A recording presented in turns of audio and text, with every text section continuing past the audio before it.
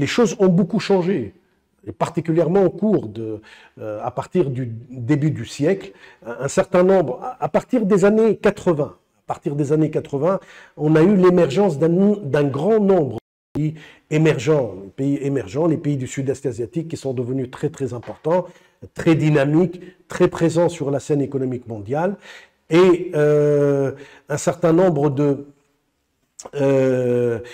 comment dire, aujourd'hui, dans l'état actuel du monde, il y a de nouvelles puissances, de grandes puissances, notamment la Chine, l'Inde et d'autres pays en Afrique,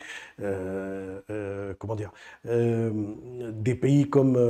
l'Afrique du Sud, ou y compris dans le monde arabe, des pays comme l'Arabie Saoudite ou d'autres pays, l'Algérie, d'autres pays font aujourd'hui,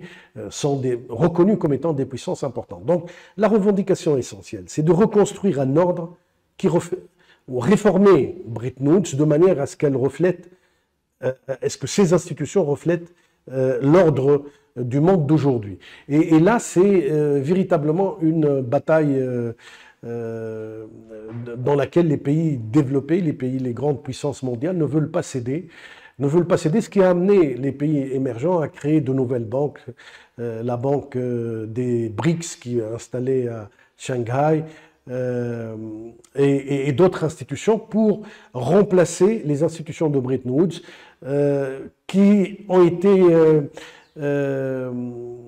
qui n'ont pas entendu les demandes de réforme et qui n'ont jamais ouvert une vraie démocratisation. Donc c'est un vrai, le monde d'aujourd'hui, moi je pense, le monde d'aujourd'hui est à un tournant très très important. Un tournant très très important, j'en parlais, je suis en train de finir un essai en ce moment sur le Sud global, où je suis très très en retard, sur le Sud global, et je pense que il y a 5 questions essentielles qui sont posées aujourd'hui dans cette phase, dans ce tournant du monde. La première, c'est bien évidemment la question,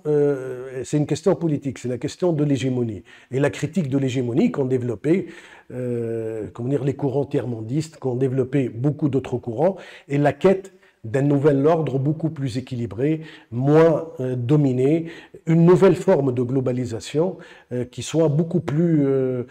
ouverte à l'autre. Et ça, c'est vraiment un enjeu qui me paraît très très important. Donc ça, c'est une première grande mutation, un premier grand changement à espérer ou à attendre, avec des avancées, mais des reculs également de l'ordre international, et faire en sorte que sortir de cette double standard où il y a des gens dans l'ordre international d'aujourd'hui où tout leur est permis, et puis il y a d'autres qui ne peuvent rien. Le cas de l'agression contre Gaza est un cas très très spécifique de ce double standard. Donc ça, c'est vraiment un premier changement, une première, je pense, comment dire, un premier élément essentiel dans l'évolution du monde. Les globalisations, les formes de globalisation qu'on a connues, la globalisation qui a basé sur, ou l'ordre du monde basé sur 2 forces dominées par la concurrence entre les États-Unis et, à partir de la Seconde Guerre mondiale, les États-Unis d'un côté, le monde libre, et puis l'URSS, a sauté vers une nouvelle forme de globalisation après la chute du mur de Berlin, où véritablement les États-Unis ont dominé le monde. Je crois que la revendication aujourd'hui d'un monde multipolaire, d'un monde beaucoup plus ouvert à la différence, et d'un monde est une question d'un monde où une reconnaissance de l'autre, c'est une question essentielle au niveau